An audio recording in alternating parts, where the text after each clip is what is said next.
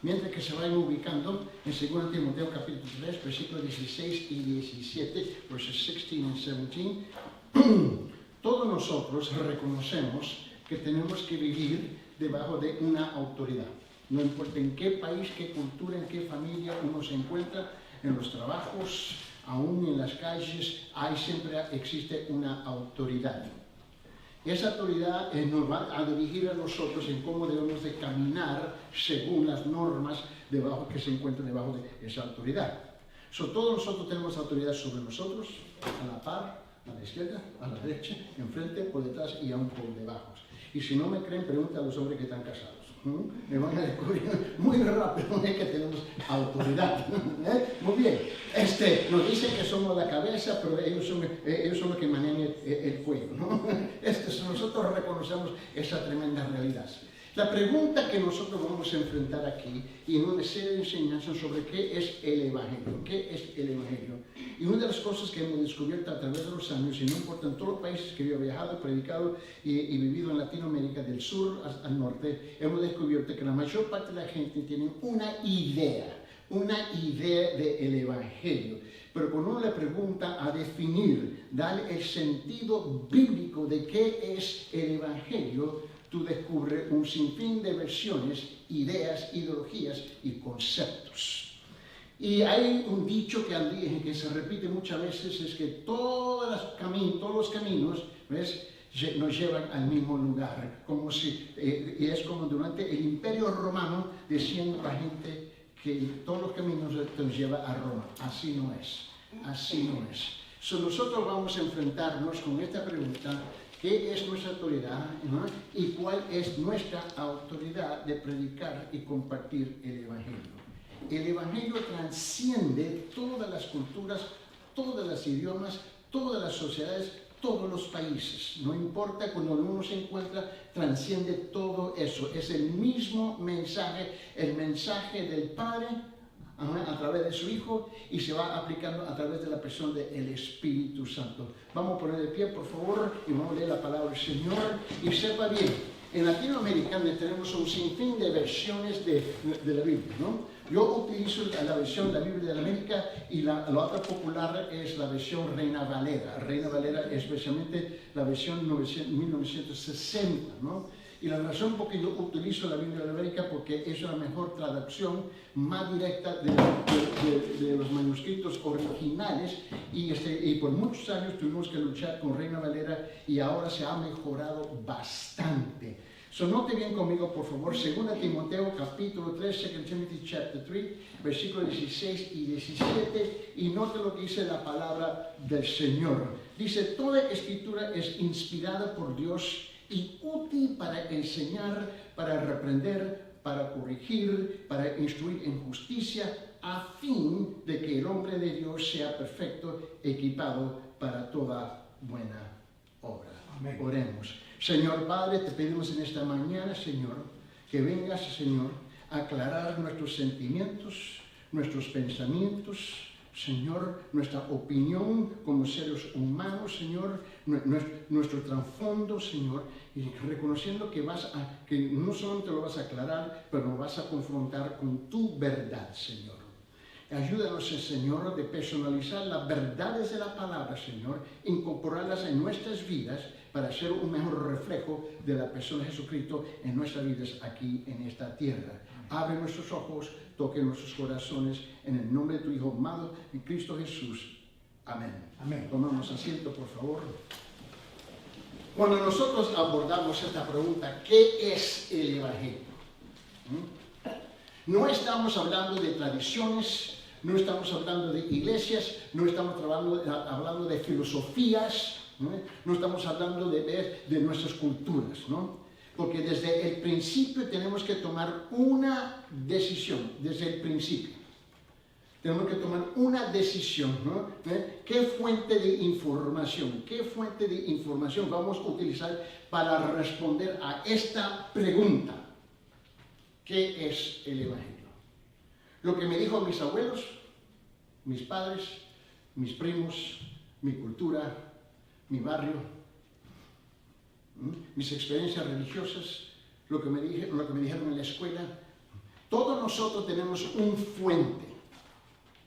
Y ese fuente es lo que viene a dominar nuestras vidas. Es como estos anteojos que yo tengo, ¿no? Cada uno de nosotros que los utilizamos, sabemos que vemos todos a través, y nos ayuda a filtrar y ver todo a través de nuestros anteojos, ¿no? Nuestros lentes. Bueno, cada uno de ustedes tiene una filosofía, una base de creencia y sus experiencias que vienen a definir, filtrar absolutamente todo. Y algunos son buenos y la mayor parte no son buenos. Y especialmente para nosotros que nos hemos trasladado de otro país y llegar aquí y encontramos el gran choque, ¿no? El choque en todas las áreas de nuestra vida y el por qué hacen, por qué piensan, por qué hablan, por qué dicen tal y tal. Y hay un periodo de tiempo donde tenemos que reajustarnos, acomodarnos y aún todavía estamos luchando. Donde yo y mi esposa estuvimos en Los Ángeles, en California, y ahí casi 40 años pastoreando la iglesia ahí, y descubrimos que teníamos gente de todas partes de Latinoamérica. Y aún todos llegaron con su bandera, con su cultura, ¿no? Y con las 29 versiones oficiales que existe de español en este mundo, todos tienen sus dichos, ¿no? Y tienen que tener mucho cuidado como dicen las cosas, porque para una cultura es bueno, para otra cultura es ofender. Tenemos que reconocer esas realidades. Pero todos nosotros tenemos algo en común. Nuestras tres banderas. Yo siento, yo pienso, yo opino. Yo siento, yo pienso, yo opino. Y ahí tú vas descubriendo que ahí están sus gafas, sus lentes, en mi manera de pensar, según mis padres, mis tradiciones, y no importa la verdad. Esas tres banderas definen nuestras propias verdades, a pesar que Dios tiene otra verdad. Cuando comenzamos este nuevo culto en español y poco a poco vamos creciendo espiritualmente, numéricamente, pero queremos crecer y madurar en las cosas del Señor. Yo creo que tú entiendes que la palabra siempre nos va a confrontar. Siempre nos va a confrontar con esas tres banderas que utilizamos todo el tiempo, pero la negamos cuando nos conviene, ¿no? Yo siento, yo pienso, en mi opinión. Y aquí note conmigo que esta gran pregunta es una pregunta que determina nuestro destino eterno. Usted abordó un avión de su país y llegaste a este país. Fue de punto A a punto B. Pero estamos hablando del punto A de esta tierra al punto eterno. Eso es lo que queremos tratar aquí. Note bien conmigo otra vez y note que ya le dije que estamos utilizando, y yo utilizo, y usted tenga toda la libertad de usar la versión que tú quieras. Pero aquí dice en versículo 16, dice, toda escritura es inspirada por Dios. Toda. No dice 90%, no dice 95%, no dice 98%, no dice 99.99.99, dice toda. Toda es inspirada por Dios y útil para hacer cuatro cosas. Una es enseñar, dos es reprender, tres es corregir y la cuarta es instruir en justicia. La palabra tiene que ser una de esas cuatro cosas continuamente en nuestra vida y algunas veces cuando sacaba mi papá la correa eran los cuatro, ¿no? ¿Entiende? Pero porque nosotros tenemos que luchar con nosotros mismos. Y piensa bien, tú y yo estamos en el mundo todo el día, lunes, martes, miércoles, jueves, viernes, sábado y la mayor parte del domingo. Si te puedes imaginar. Tú y yo estamos debajo de la influencia de las tinieblas del mundo. Y esta cultura, en cuanto tú y yo nos encontramos, no es superior, es diferente. Pero igual de corrupto, igual de corrupto. Y tenemos nuestras mañitas en cómo hacemos las cosas y cómo pensamos, y siempre buscando la manera más fácil de hacer las cosas, y típicamente, aunque no sean legal o ni siquiera que sean moral. Y nos acostumbramos. Y si tú escuchas la radio o escuchas la televisión y sus programas, tú vas viendo que aún las telenovelas, si tú quieres ser más corrupto todavía, las telenovelas, tú sacas un doctorado en ellas, ¿no? Y lo que va pasando es que nosotros nos estamos saturando o siendo saturados por las cosas del mundo, y es normal con la idea de que como todo el mundo lo hace, todo el mundo piensa así. Bueno, quizás sí, pero nosotros somos de otro mundo, si es que somos creyentes, ¿no? Eso no te bien conmigo. Y para nosotros los que somos creyentes, y todo el mundo tiene sus términos diferentes, aquellos que son discípulos, aquellos que son creyentes, aquellos que son evangélicos, aquellos que son cristianos, depende del término que te gusta utilizar, ¿no? Todos nosotros, ¿no? La respuesta usualmente es bastante sencilla. Cuando hago la pregunta, ¿cuál es nuestra autoridad? ¿No? Y encontramos que la respuesta es la Biblia. Tiene que ser la palabra. Si no es la palabra, estamos hablando de cultura. Y ahí vamos a tener un choque. ¿Y qué cultura va a dominar aquí? Bueno, no, el que dice que es de Ecuador, la mía. El que dice que es de Bolivia, es la mía. El que dice que es de Perú, es la mía. ¿Entiendes? El que dice que es de Argentina, es la mía. El que dice que es cubano, la mía. ¿No? Y el problema es que ya sabemos que tenemos choque. Vivimos casi 5 años en Perú, y quiero que tú sepas bien que ahí, si no eres peruano, tú vas a tener problemas. Tú vas a tener un problema bien claro en Perú. Y más bien, aún dentro de Perú, el racismo existe entre ellos mismos. El maltrato del bendito indio. Nosotros tenemos que reconocer que no solamente enfrentamos esas cosas aquí, si es que somos honestos, si es que somos, lo enfrentamos en nuestros países igual. Vamos a reconocer las verdades de frente. Tenemos problemas, pero también tenemos soluciones. Ahora, eso es cierto, pero es útil para saber desde el inicio que todos están completamente de acuerdo con esa respuesta.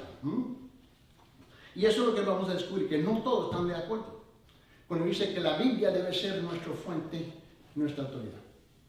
Hasta que tú llegues a un versículo que no le gusta, y le cae gordo, y luego tú vas a descubrir que sales las 3 banderas. Yo siento, yo pienso y yo opino, ¿no? Mi opinión, ¿no? Tenemos diferentes tradiciones también cristianas, ¿no? Que han ofrecido diferentes respuestas a esta pregunta sobre la autoridad de nuestra vida, ¿no? Y hay muchas distintas tradiciones cristianas. Bueno, tenemos los luteranos, ¿no? Tenemos los metodistas, tenemos los católicos, y aún entre los católicos hay 27 ramas. No todos están de acuerdo, si tú no lo sabes, ¿no? Tenemos los presbiterianos, tenemos los bautistas, tenemos los pentecostales, tenemos los carismáticos y un sinfín de otros grupos, pero demasiados para mencionar aquí. Eso depende de cuál es su trasfondo. Vamos a descubrir dónde tú vas a encontrar ese punto de confrontación y ese choque. En algunas iglesias levantan las manos, otras no levantan las manos, ¿no? Unos se sientan, algunos duermen, otros gritan, otros están, qué sé yo, con las lenguas, saltando como saltamontes hasta las luces. Tú tienes que entender, todos nosotros venimos de una experiencia distinta, y eso ha definido hasta cierto punto nuestras vidas. Y la cosa madura es tener que aprender algo de nuevo, o diferente. Y siempre es bueno hacer la pregunta, ¿y el por qué? Por ejemplo, algunos han sostenido que no debemos de basar nuestro entendimiento del Evangelio tan solo en las palabras de la Biblia, sino también en la tradición cristiana. Bueno, en el siglo XVI, cuando comenzó la reforma de la Iglesia católica tenía ya por más de 1000 años sus tradiciones, donde ellos dicen que la tradición es igual que la palabra. Y cuando el Papa habla, él habla como si fuera la palabra. Para muchos católicos es la misma cosa. Aunque no encuentren las palabras del Papa en la palabra, ¿no? Pero es igual. Él puede imponer lo que le da la gana, ¿no? Luego tenemos los bautistas, depende de qué siglo, también tienen sus tradiciones, y ven aferrados, ¿no? Que tienen raíces de aquí hasta la China, ¿no? Y no lo pueden mover de ahí. Tenemos los metodistas igual. Cada grupo tiene sus cositas, pero no responden a la pregunta ¿qué es el Evangelio? El Evangelio es según su tradición. Si la iglesia ha creído algo durante mucho tiempo, dicen ellos, entonces debemos aceptarlo como verdad. Aceptar algo como verdad y siendo verdad son dos conceptos muy distintos. Otros han dicho que conocemos la verdad a través del uso de la razón. ¿Quién aquí nunca ha pensado mal? ¿Quién aquí nunca ha pensado equivocadamente? ¿Quién aquí no ha pensado basándose en lo que alguien te ha dicho para descubrir más adelante que no fue la verdad? Pero tú estabas razonando, ¿no? Así no es. No estamos razonando nosotros. O sea, el construir, la idea de construir nuestro entendimiento debajo de hacia arriba, ¿no? Por ejemplo, A conlleva a B, o B conlleva a C, y C conlleva a D, nos dará un entendimiento verdadero de nosotros mismos, del mundo, pero no necesariamente de Dios. Otros dicen que debemos de buscar la verdad del Evangelio en nuestra propia experiencia. A ver, note la gente que están aquí. Cada uno de ustedes tiene distintas experiencias, ¿sí no? Y no solamente una. Ya para esta etapa de su vida tienen ya centenares y miles de experiencias. Buenas y malas y otros, quién sabe.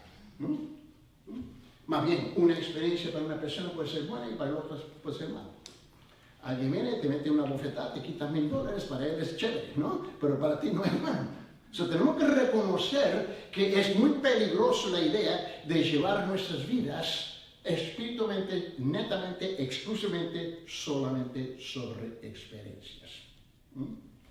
Otros dicen que debemos buscar la verdad del Evangelio según eso, y lo que más resuene en nuestros corazones es lo que finalmente entendemos como verdad acerca de nosotros y de Dios. El problema es que yo no confío en mi corazón. La Biblia dice que el corazón del hombre es ¿qué? Darle la oportunidad al hombre en una situación de tentación, de 9 a 10 veces va a caer. Otro dice, sigue tu corazón. Ese es el consejo peor que tú puedes darle a una persona. Porque todo es subjetivo, nada es objetivo. Y sin embargo, si usted pasa el tiempo suficiente pensando acerca de esto, se dará cuenta de que cada una de esas fuentes potenciales de autoridad últimamente falla en cumplir con lo que promete. Te promete la vida chévere, la vida linda. ¿Cuántos de ustedes oyeron, escucharon una promesa llegar a la tierra prometida para descubrir que así no es? Y en Latinoamérica ellos piensan que aquí hay oro y billetes en las calles, ¿no? Tirados por todas partes, ¿no? Y así no es, uno tiene que trabajar igual como en cualquier otro lugar. Y peor, no es tu cultura, no es tu idioma, ahí no tiene tu comida, no tiene sus tradiciones, y tú tienes que luchar con todo diferente. Y luego para descubrir que de la misma manera que te maltrataron en tu país, te maltrataron y te van a maltratar aquí. Tenemos que reconocer que el yo no es el fuente de la verdad de quién es Dios. La tradición nos deja confiando en nada más que opiniones humanas. Y nosotros ya somos expertos en eso. Y la razón, como cualquier estudiante de filosofía le dirá, nos deja chapaleando en el escepticismo y intentar aprobar, por ejemplo, que usted no es tan solo que el producto de la imaginación de otra persona, o que si usa los 5 sentidos son realmente confiables. Mis 5 sentidos yo no confío en ellos tampoco. Por más viejo descubrieron que la vista se me va. Mi esposa me grita, me dice, ¿y por qué me grita? Porque eres sordo. Son los 5 sentidos ya están, yo sé que yo soy el único aquí porque nuestra ángel tiene 37, ¿no? Y y la experiencia nos deja confiando en nuestros corazones inconstantes. Y eso es lo que yo quiero hablar con ustedes, que su corazón no es constante, es inconstante. Constantemente inconstante, ¿no? Ahora, ¿eso qué hacemos? ¿A dónde vamos para conocer lo que es la verdad? Note las elecciones que tenemos ahorita, y ya para el día martes, ¿no? Ya se termina todo el revolú, ¿no? Y todas las mentiras que hemos oído, que hemos escuchado, que se han convertido en leyendas de verdades que no existen, ¿no? Porque ningún país es perfecto y este no es perfecto. Yo y mi esposa somos de aquí y yo quiero que tú sepas que nunca ha sido perfecto. Ahora, de todas las opciones que tenemos en el mundo, es uno de los mejores, pero no es perfecto en ningún sentido. Y las verdades culturales son distintas. Una verdad en Guatemala es una verdad en Guatemala y funciona en Guatemala. Donde viene mi padre, ¿no? de Puerto Rico, tú vas a descubrir que las verdades que funcionan ahí, pero descubrieron cuando llegaron a Nueva York, no funcionó. La verdad en Cuba, ¿no? La verdad en Argentina, la verdad en Bolivia, la verdad en Ecuador, la verdad en Perú, no importa, tú vas descubriendo que esas verdades funcionan allá porque las verdades son culturales. Pero la verdad escritural tiene que trascender de eso y cuando lo hace, choca con nosotros, ¿no? Y por esa razón somos ofendidos cuando escuchamos algo del púlpito, porque Brasil, mi país, está bien, hija, está bien, papito. El problema es que no estamos en tu país, estamos aquí, estamos enfrentando las verdades de aquí.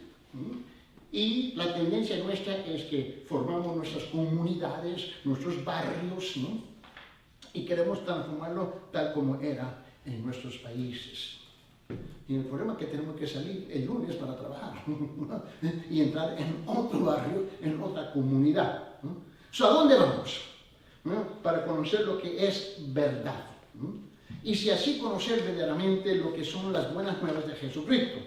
Note bien, quiero que tú escuches bien. Ahora, en Latinoamérica yo utilizo mucho la versión de la Biblia Dios habla hoy. Dios habla hoy es la versión católica romana, porque esa versión, y si tú no lo sabes, nosotros no somos católicos romanos, obviamente, pero la verdad es que tiene una buena traducción de las escrituras originales, ¿no? Aunque no practican la verdad, pero por lo menos tiene una buena traducción y un poquito más comprensible. Cuando nosotros estamos leyendo aquí en 2 Timoteo capítulo 3, por favor, y lo que quiero hacer es llevarlos a la palabra, a la palabra, a la palabra. Note bien. Como cristiano, miren bien, dice, toda escritura es inspirada por Dios y útil para 4 cosas. Enseñar, para reprender, para corregir, para instruir en justicia, a fin de, con el propósito de que el hombre de Dios sea perfecto, equipado para toda buena obra. En la versión Dios habla hoy, escuche bien cómo lo dice. Dice, toda escritura está inspirada por Dios y es útil para enseñar, reprender, para corregir, para educar en una vida de rectitud. ¿Para qué? Para que el hombre de Dios esté capacitado y completamente preparado para hacer toda clase de bien. Hay otra versión, y tú vas a descubrir que me gusta usar varias traducciones y versiones. ¿Por qué? Porque nos ayuda a amplificar, ¿no? El entendimiento. Hay otra traducción que se titula Nueva Traducción Viviente, y esa también se amó esa traducción por la razón de que había muchos pueblos en los campos, ¿no? Que no tenían mucha educación formal, pero así hablaban. Ellos podían comprender un poco mejor. Y no es para insultar, no es para ofender su inteligencia, porque no es mi propósito, pero para ayudarnos a amplificar un poquito más. En la traducción viviente dice así, en versículo 16, toda la escritura es inspirada por Dios y es útil para enseñarnos lo que es verdad, para hacernos ver lo que está mal en nuestra vida, nos corrige cuando estamos equivocados y nos enseña a hacer lo correcto. Dios la usa para preparar y capacitar a su pueblo para que haga toda buena obra.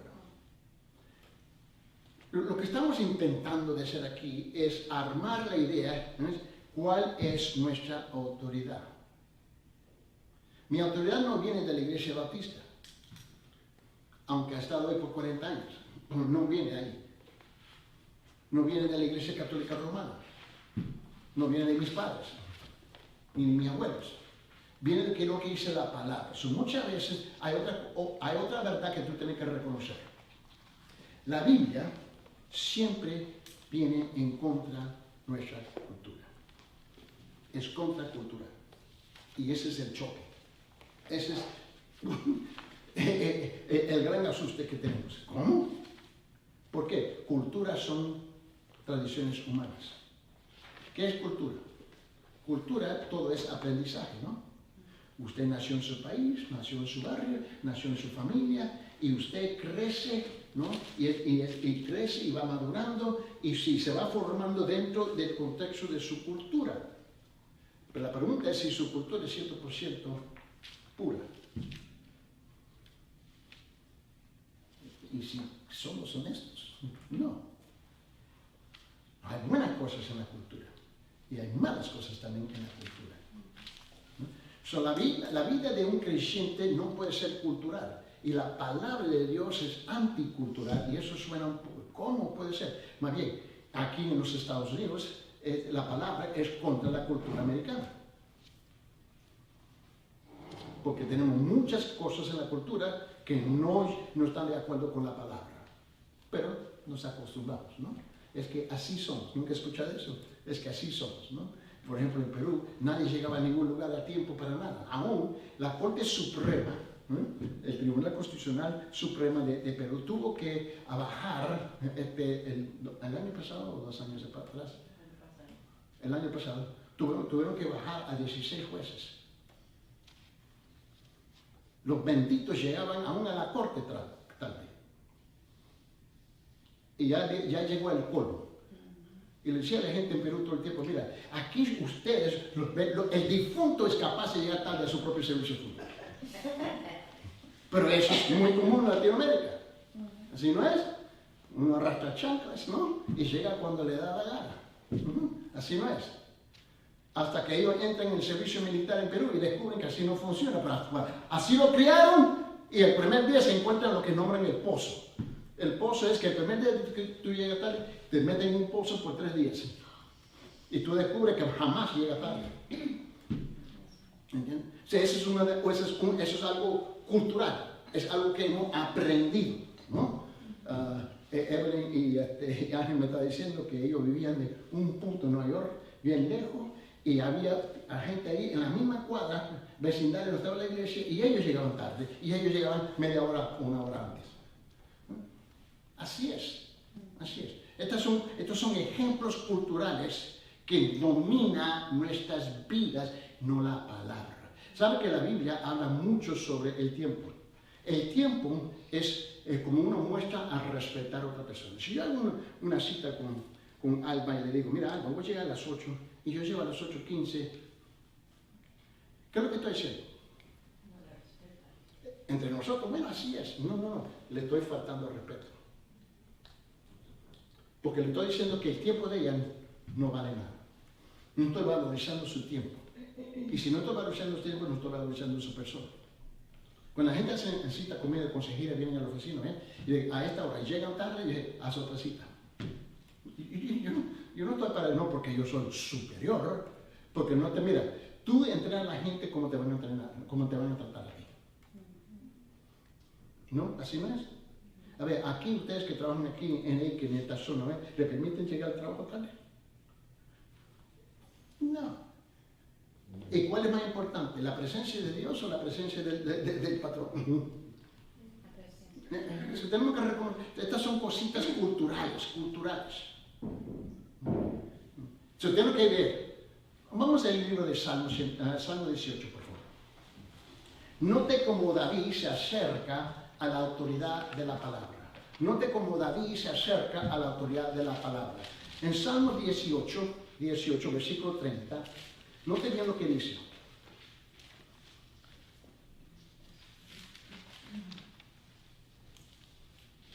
En cuanto a Dios, su camino es perfecto. Apisolada es la palabra del Señor, Él es el escudo y a todos los que a Él se acoge. En Dios habla hoy, dice, el camino de Dios es perfecto, la promesa del Señor es digna de confianza, Dios protege a cuantos en Él confían. Así que miramos la palabra de Dios para encontrar lo que Él nos ha dicho acerca de su Hijo Jesús y de las buenas nuevas del Evangelio. Ahora, tengo que reconocer que la Biblia es infalible, inerrante.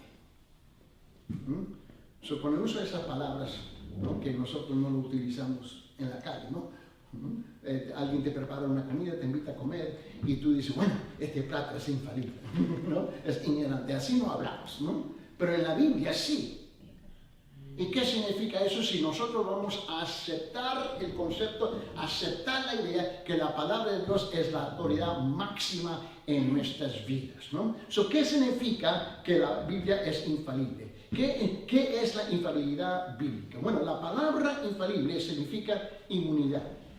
Inmunidad de error. Inmunidad de error. La palabra infalible significa inmunidad de error. De error. Inmunidad. Si algo es infalible, nunca es malo. Y por lo tanto, absolutamente confiable. Ahora, hay gente que dice, este es un argumento. Me recuerdo que yo estaba en un avión hace un par de años, viajaba mucho por todas partes para predicar del mundo. Y en este viaje que yo estaba, me recuerdo muy bien, en este viaje me voy a sentar y mi costumbre era cuando yo viajo solo, esas son las gente que están al lado. Siempre, y eran abogados, yo no sabía que eran abogados, ¿no? Y entonces el abogado es abogado, ¿no? Se las sabe todas, ¿no? Y muy bien. Y ya despegó el avión, estamos en el aire, yo voy arriba, bajo mi Biblia, mi cuaderno, porque yo voy a predicar, voy a enseñar, y yo estoy ahí, y el tipo a la derecha se me queda, yo estoy en la fila, ¿no? Aquí. Él está en medio con otro abogado donde está la ventana. Y yo bajo la Biblia, yo hablo, estoy leyendo, haciendo mis notitas, y yo noto que él está así.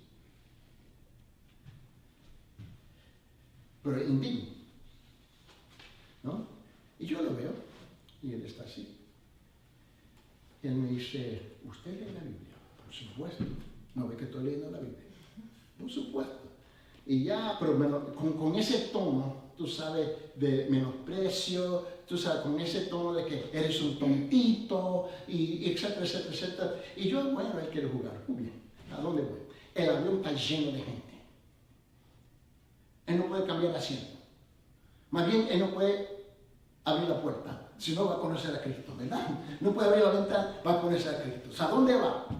Y yo me fijo y le pregunté, oye, cuando entramos en el avión, el vuelo está lleno, es completamente lleno, no hay ningún asiento vacío. Ok, yo ya sabía eso de antemano. Y bueno, lo hago a propósito, porque ya yo sé que alguien se me va a sentar al par, ¿no? Es raro cuando me dejan el asiento vacío.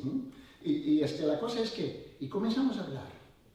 Y un diálogo largo, y todavía nos falta 8 horas para llegar a la primera parada.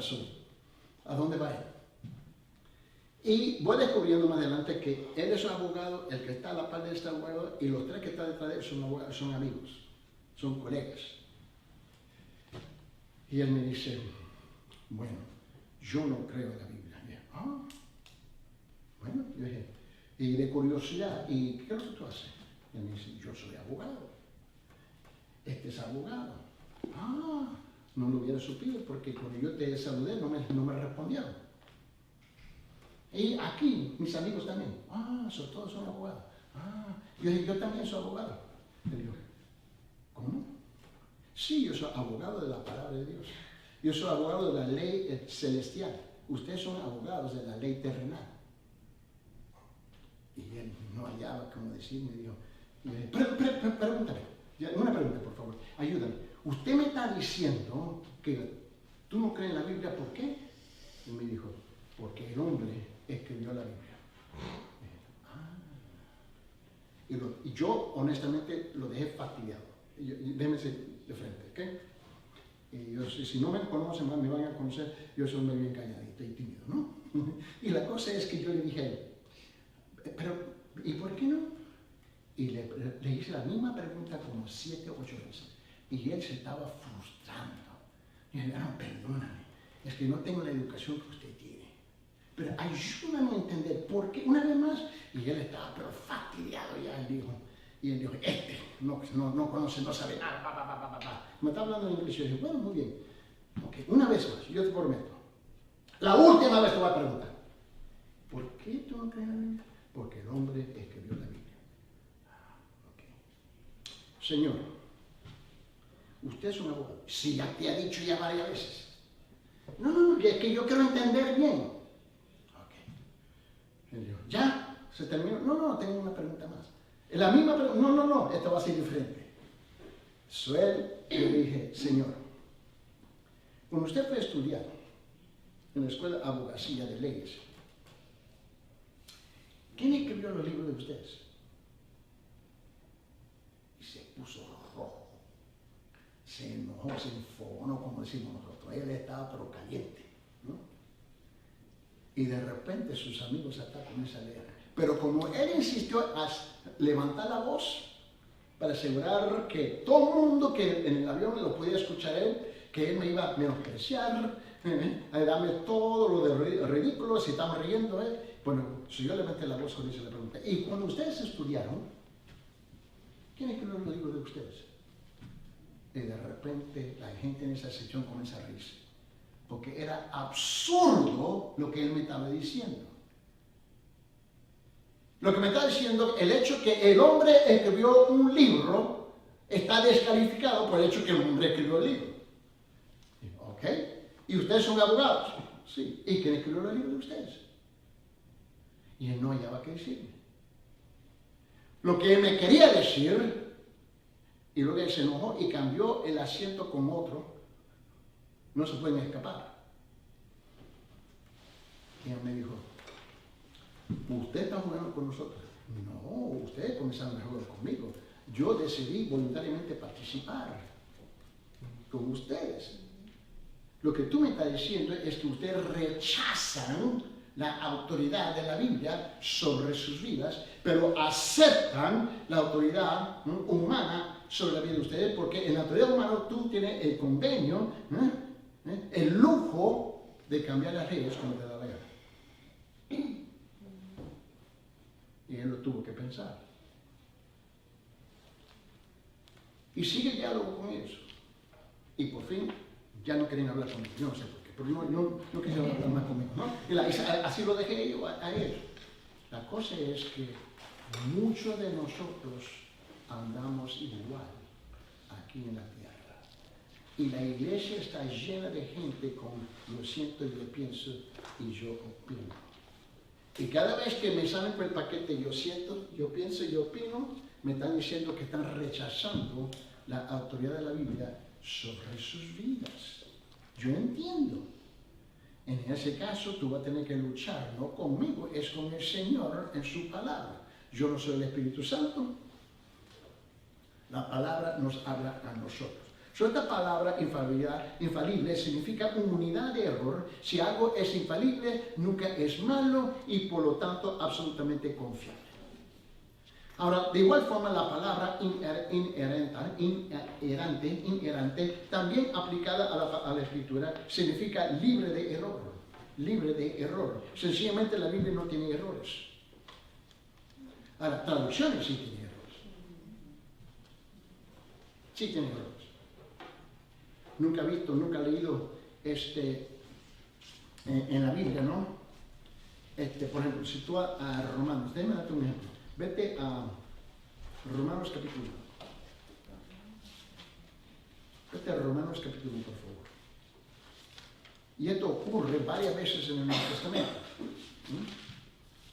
Hay razones políticas de por qué una palabra fue traducida en tal forma. Y tú lo lees en el idioma original, sea en griego o el Nuevo Testamento, porque el Nuevo Testamento básicamente fue escrito en griego y está traducido. El Antiguo Testamento en hebreo. Mira lo que dice en Romanos capítulo 1. Pablo, versículo 1, capítulo 1, Pablo, siervo de Cristo Jesús, llamado a ser apóstol, apartado para el Evangelio de Dios. Note que la segunda palabra ahí, Pablo, ¿qué? Siervo, ¿no? ¿Lo tienen igual todo el mundo? Bueno, esa no es la palabra correcta, pero es una palabra más suave, con mantequilla, con aceite de olivo, que la podemos tragar un poquito más, porque la palabra original y la palabra verdadera es la palabra esclavo. Ahora, ¿cuántos de ustedes se levantaron esta mañana y dijeron, gracias Señor que yo soy un esclavo? ¿Quién aquí aspira a ser un esclavo? Nadie. ¿Voluntario? Bueno, yo soy esclavo de mi esposa. Pero la cosa es esto, mire bien, Sara. Y la razón políticamente hablando del por qué se tradujo siervo, tú vas a un restaurante a trabajar, ¿no? Bueno, en Perú dice mozo, aquí decimos mesero, ¿no? El que te sirve la comida, etcétera, etcétera. Ella está trabajando, te está sirviendo, le pagan un sueldo, y aquí en los Estados estamos acostumbrados a dar propinas, es una expresión de gratitud, está dentro de nuestra cultura de dar propinas, eso no existe casi en Latinoamérica, tú estás loco. Eso ya tenemos choques culturales. Ese es un siervo, esa es una sierva. En ninguna parte de la Biblia tú encuentras ese concepto, pero usan esa palabra. Y la razón por qué no le gustó la autoridad de la palabra. Cuando se tradujo la palabra originalmente en inglés, lo que tú y yo conocemos en inglés, King James Version, que es inglés, a ellos, en esa versión Santiago, la política de la época cuando estaban traduciendo la Biblia es que acababan de salir de la esclavitud. Cuando llegaron a ese punto de traducirlo, nosotros jamás, no. Lo vamos a cambiar y decir siervo. Pregunta, ¿el concepto de esclavo y el concepto de siervo son igual? No, ¿verdad? El siervo tiene opciones, el siervo tiene el lujo de decir, yo siento, yo pienso y yo opino, ¿no? El siervo dice, yo puedo trabajar o yo no puedo trabajar. No quiero trabajar, renuncio, voy a buscar otro trabajo. Pero esa no es la verdad o la realidad de un esclavo. Un esclavo no tiene su propia ambición. La razón por qué él o ella respira al servicio de su amo. Sirve a su amo 24 horas al día, 7 días a la semana. Pero la Biblia y la palabra verdadera es esclavo. Y la idea de someterse de nuevo después de una guerra en Inglaterra, de salir de esclavitud, para entrar de esclavitud de nuevo, no le cayó bien. Su traducción de la palabra, siervo. Porque tenía aceite de olivo, mantequilla, y más fácil para comer y tragar. Y lo que pasa es que tú y yo perdemos el sentido verdadero. ¿Por qué? Esa traducción, como todas las otras traducciones, tiene un error. Pero la Biblia original, en su sentido del idioma original, no tiene un error. Hay muchas versiones que tienen errores, pero cambia el concepto completamente. ¿Entienden lo que estoy diciendo? La Biblia afirma ser infalible. Afirma ser infalible. Permíteme, a ver si miras en 2 Pedro capítulo 1, por favor. 2 Pedro capítulo 1.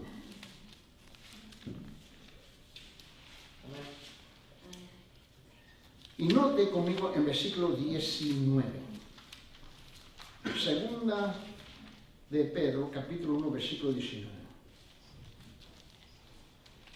En la versión de la Biblia de América dice, y así tenemos la palabra profética más segura, la cual hacéis bien en prestar atención como a una lámpara que brilla en el lugar oscuro, hasta que el día de despunte y el lucero de la mañana aparezca en vuestros corazones.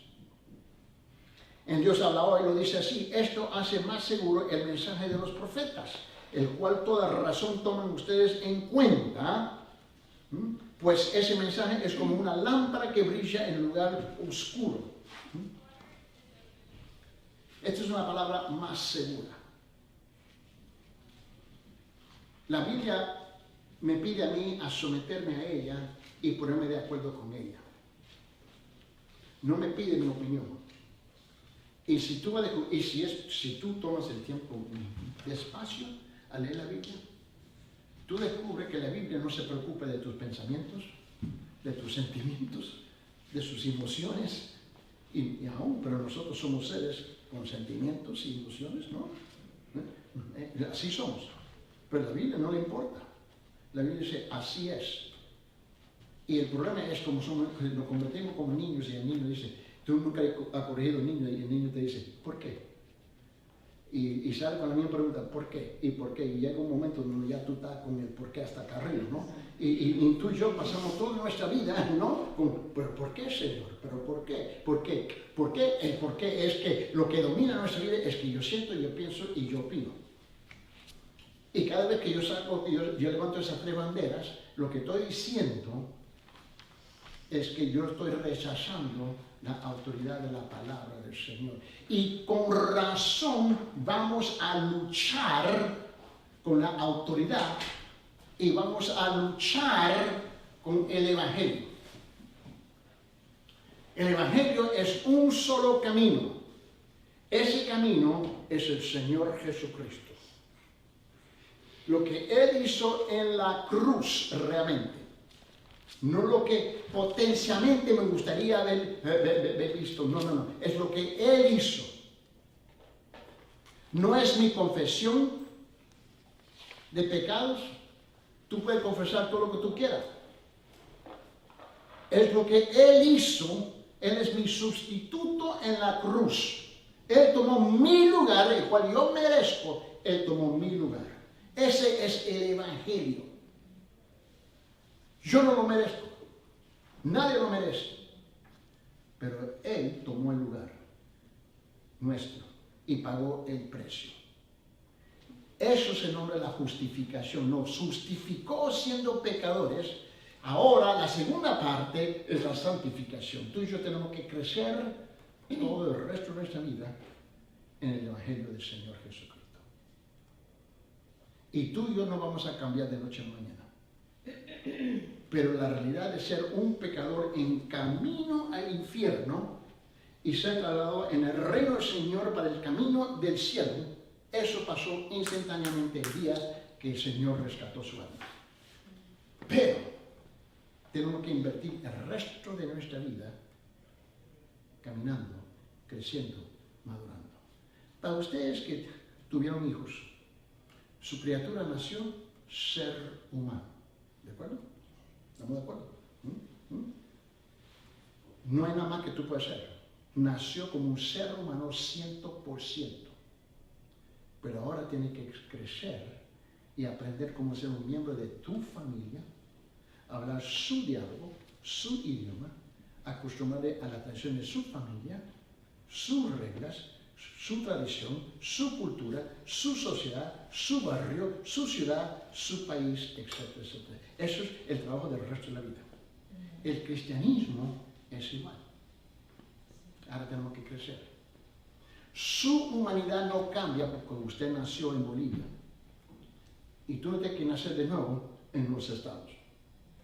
Ya nació ser humano. ¿Estamos de acuerdo? Ahora tenemos que hacer ajustes que no estoy acostumbrado. Bueno, el cristianismo transciende todo eso, igual como su humanidad transciende todo eso. Mi pregunta es si ustedes han asegurado su salvación en la persona de Jesucristo, no la idea de Jesucristo. Muchos saben, tienen una idea del Señor, pero sus vidas no han cambiado nada. La salvación del Señor Jesucristo viene con frutos de arrepentimiento. Mi vida cambia. Yo fui trasladado en camino express al infierno al camino al cielo. Pero entre esos dos puntos, ahora yo tengo que ser transformado. Poco a poco, sometiéndome debajo de la autoridad de esta palabra. No del pastor Eddie Ildefonso, no de la Iglesia Bautista Tamrique, no de la cultura norteamericana, debajo de esta palabra, que tiene que ser igual, como se predica en inglés, es igual en español, porque la palabra es la palabra y no cambia. Mi pregunta para ustedes es asegurar, ¿ves?, su caminar y su relación con el Señor Jesucristo. ¿Amén? Amén. Porque lo demás no te va a ayudar. Y nada está garantizado. Separo. Nadie está garantizado de nada. Años atrás fui a predicar, estaba en una iglesia y un diácono entró, se sentó y yo estaba hablando con él afuera. En medio del culto, yo creí que se quedó dormido. Solamente para descubrir que le dio un infarto. Ahí sentado. Más o menos donde está usted. Ahí. Y yo lo vi tan aburrido, soy hijo, y se me quedó roncando ahí. Yo pensaba, no, hombre, él pasó a la eternidad. Mi experiencia a través de estos 4 décadas ha sido, hablo con gente y el siguiente día no lo veo más. ¿Y qué pasó? Un bus le pegó, un carro se cayó, lo asaltaron. Nada está garantizado. Nada. Mi pregunta es, si tú tienes ese sentimiento, que tú estás garantizado la próxima hora. Llegó el huracán, aquí, Elín. Nadie estaba esperando.